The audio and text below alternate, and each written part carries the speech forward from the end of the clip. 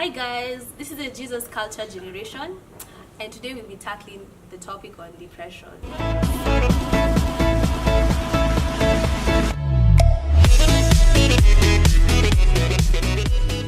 So, depression has to be one of the most common things everyone, not necessarily everyone, but people from all walks of society are going through, and it's an inside, it's a silent vice that's killing people inwardly. So today we just want to tackle it. What is depression? What if you've gone through it and you don't know you've gone through it? What you can do, and probably share amongst ourselves our own accounts of what we went through. So generally, depression, guys, what do you all understand when we say that word depression? Because it's very lightly used, especially on social media. Guys will joke, oh, if this doesn't happen, I'll enter into a depression. We never get into the exact definition of what depression is. So yeah, I'd like to hear from us. I think generally in our society, the society we live in, especially in our country here in Kenya, there are so many people who are depressed because our country was ranked like the 6th most depressed in Africa. You get? Are you serious? Yeah, those are shocking statistics, but it's a fact of what people are going through right here. 6th. Yeah, 6th most depressed. That means millions of people in our country are depressed right now, and most of them are young people. Because you see, it also states that the second most leading death issue. Okay, the second most, whatever, cause of death among people aged, among the young people is depression. And the thing is, like, all on social media, memes, sharing jokes, you hear people say, depression, you're rich kids, that's changamoto. That's stereotyping depression. But depression cuts across all of, we're growing in a society of people are growing up from families where the love was missing. People are going through, people are going through deaths. So many people have been blacklisted in the CRB. All these factors, zinachangia pakubwa. Yes, betting. It's messing up a lot of people in our society. Matiang'i is trying to fight all that day in, day out. Yeah, I think those are some of the factors that are really messing up people. And people, it's shocking, but yeah, people are going through a lot. So, can you say that the reason why people would stereotype depression, I think, it's probably found amongst the rich or the people who are affluent, is that people down there or anyone within other sectors of society, they haven't been educated to know the signs of depression. Can you say that? Yes, exactly. They probably don't know they're depressed. And there's nowhere to let it out. And there's no avenue that has educated. And just to add on that, you see, we're seeing a lot of homicide, femicide. Femicide, yes, true. At a shocker side. Where do you think all this is coming from? You get? Yeah. All this is coming from somewhere. Yeah. We see people are looking angry all the time. People are angry all the time. Yeah. They have nowhere they can go to and say, hey, bro, especially for guys. Yeah. We have nowhere you can say, hey, Jama, Kizito, Manze, mimi nasikia tu kulia lakini. You see, there's nowhere we can exactly let it out. It's interesting. So we as Kenyans this is a new thing for us, by the way, that's true. I can attest myself. I did not know that depression exists until recently, like a few years back when depression became a topic. Like, if you don't mind me sharing what I went through. There was a time when SportPesa was coming up, and I bet all my school fees.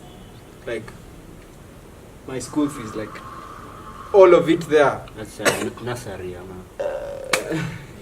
Uni. I hope my mom is not watching this or listening to this. Yeah, mom, I paid it later. So yeah, after that I lost all the money there, by the way. That was one of the reasons why I stopped betting. And I can say 2 months after that period, I went through a lot. I lost sight with everything.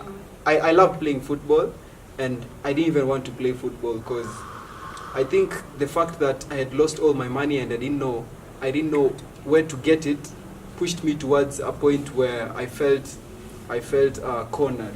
You get? So I can relate to the depression in that people experience depression because they feel there is no source of help. They feel alone. They feel like there's no one around who can help them. They feel helpless. In my situation, I didn't know where I was going to get the money, and I felt so confused. I felt so alone. You can't go tell your parent, Mom, I put all my school fees in Sport Pesa and kind of stuff, because she'd kill you anyway. So it's better to die this other way than your mom's did. You get? Yeah. So I think there's a form of helplessness that it comes with. But later on, here and there, I just talked to my mom and she sorted me out, and I realized that when there's help, things kind of get better. Yeah. And maybe to add on what he said, the sense of feeling that there's no one to help. There's also depression comes with the sense of wanting to belong, wanting to fit in, and I feel like so a sense of belonging. It also comes with me wanting to fit in, me wanting to be your friend, and I cannot be your friend because I am not rich. I do not wear ragged jeans. I do not do all those things that you people are doing. So I'll probably end up doing a lot, going ahead and betting with my school fees to add on it, and to get those jeans that I want, to get that makeup that I want, so as to belong, and then the school fees is lost. So that's like can you use another example? talking about You know. Okay, we did, yeah. but my Tell mom me. will probably not get over it. Yeah. So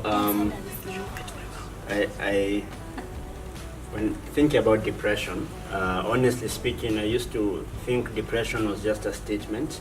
Then people would say, I'm feeling stressed. People would also say, I'm feeling depressed.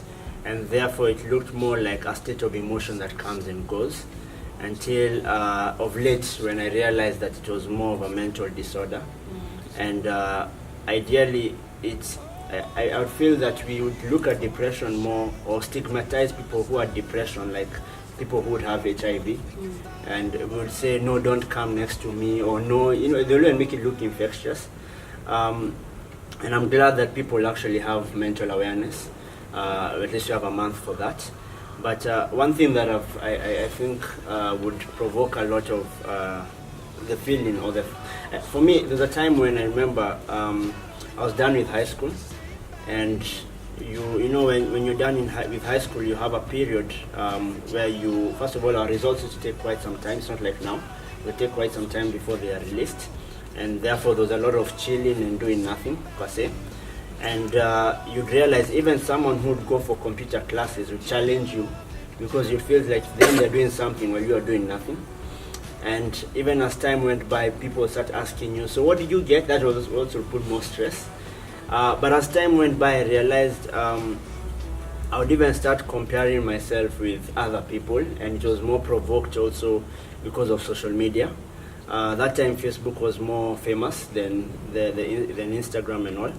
And therefore you'll see someone else posting their life and making their life look way better than yours. And you would feel like your life is at standstill, it's on pause. And obviously when you start feeling that way, you also feel a bit, you feel like you have no purpose in life. You feel like, ideally, even if you try to explain it to anyone, be it your friends, your parents, even in the church itself, you feel like no one would understand you, or people would maybe think that you're just going through your own shenanigans. And as that went on, it was really hard to pick up, or rather to pick up the broken pieces within me, because I would feel like I'm just stuck and I can't move. And looking around me, it's like for you, I think the more I started overthinking about the whole thing, the more I'd even lack sleep. I'd actually spend a whole night awake and try and think of why is my life the way it is. And even sometimes, even as a Christian, sometimes you would, like, let's say, pray. But even as you would pray, you'd maybe sometimes also want someone to speak to and maybe share with, someone who maybe would say, you know what, I'm here for you, or I can walk with you. And at that time it was lacking. Or even the fear of sharing in the first place was also there. So I didn't even have known who to approach to because I thought they would already judge me. It's like I already had a misconception about people before even they would listen to me, and that I think would also keep me trapped. And the more like I would keep quiet, I think the more it had power over me. And then I found a small supportive group who I could at least share with, close friends, where I could share with what I was feeling and how they would help me and stuff. And it was so beautiful because as much as like they would like guide me and tell me, you know what, we're here for you, you know what, don't worry, your life is not a standstill. If you actually look, there are like 7 billion people in this world. It's not like the few that you see. For me, that like really picked me up. And they would also help you when you don't feel like praying, for instance. They would pray for you and with you, even when you had no words to say. And I feel like that for me was a moment of not instant healing, if I could say that. It wasn't instant. It was a slow but progressive healing. I love it the way he shared about feeling the stigma behind depression, even within the Christian environment, and that he was able to overcome it and find himself a support circle. Mostly, but I don't assume churches do this or religious institutions do this, but back then, if you'd come out and say you have depression, it would be an issue of, oh, you don't have enough faith, just wait it out, just pray harder. And that's not the thing. There's so many examples in the Bible of people who went through depression, servants of God who went through depression. Let's just start with David, Elijah, he was after being chased away by was it Jezebel? Yeah, he had won the victory and displaced the false prophets, but he ended up going to a cave and running out of fear. At some point, he even asked God, "Can you just take away my life?" That's how low that guy was, and he was being greatly used by God. So depression cuts across all. And he thought he was alone. Yeah, and he thought he was alone, but God never leaves you, never forsakes you.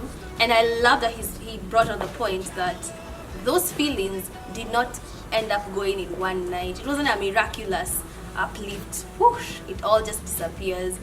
Gradually, his mindset, his whole demeanor, his whole, I don't know, being wave. Yeah, it just uplifted it gradually. So maybe the issue is we shouldn't first of all stigmatize people. Let's give them a safe space where they can come and talk about issues and not put the pressure on them to get fixed immediately. Just walk with them, be with them. Their healing might take a while. It might take maybe months, but eventually that's God's doing and not our doing. So as Christians, we should just act as a safe space and you just be an uplifting person, an encourager around depressed people. In line with that, I was thinking, we see our attitude also matters a lot in terms of the way we approach or the way we talk back to people who are depressed. See, sometimes you might be talking to someone, but then you don't know if they're actually going through depression, because there are people who are going through depression, but they're not ready to speak it out. They're not ready to come out in the open and say or share with someone that I'm actually depressed or I'm going through this and that. So our attitude really matters, because the way we will talk to them or the way we will handle them, it will really matter a lot, because sometimes you see our attitude. When someone maybe is going through a situation, with the way we treat them, with the small things that we do, they can even add up to the depression that they're going through. But then you see, sometimes people may go through depression and we don't know they're going through depression, because sometimes these are silent screams. You get people are going through deep stuff in life, but then you do not know they're actually going through it. So I would suggest for your attitude really matters. So in a way that if in each and every person that you interact with each and every day, please make sure that your attitude is always be open to everyone. Do not judge, and also be free, be open, so that people will also have that. People will be ready, and also open to come and share to you that they are going through this and that. Maybe you'll be in a position to help them. Maybe I would like to add on what he's saying. what are you doing? Not necessarily you being a Christian, but Yeah. you who is saying this, what are you doing? What are you doing about that friend you have or that phone contact you have? Yeah. Not necessarily they're not depressed, but they just stopped talking. I'd love to give an instance where silent screams and people giving their silent screams through various channels. Yeah. As a poet, I would write a piece and say that it is not my cry, but it is actually my cry. I remember this day, it's some time back, I got to perform this piece. And through performing this piece, it was a sad piece.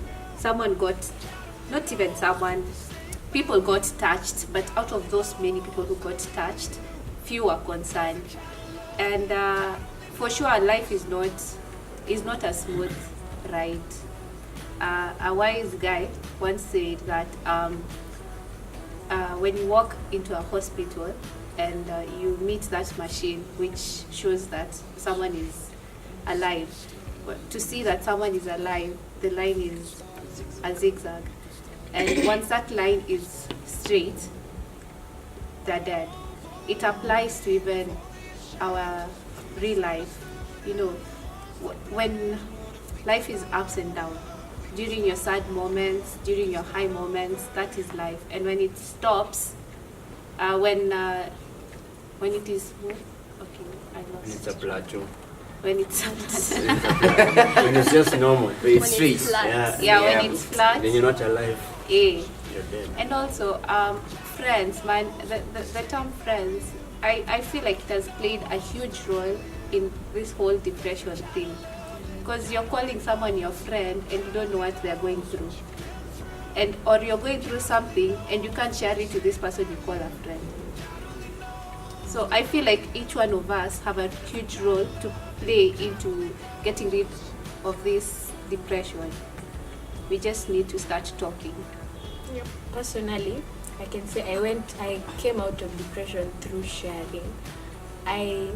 Most of my friends, the people I used to talk to a while ago, most of them were depressed.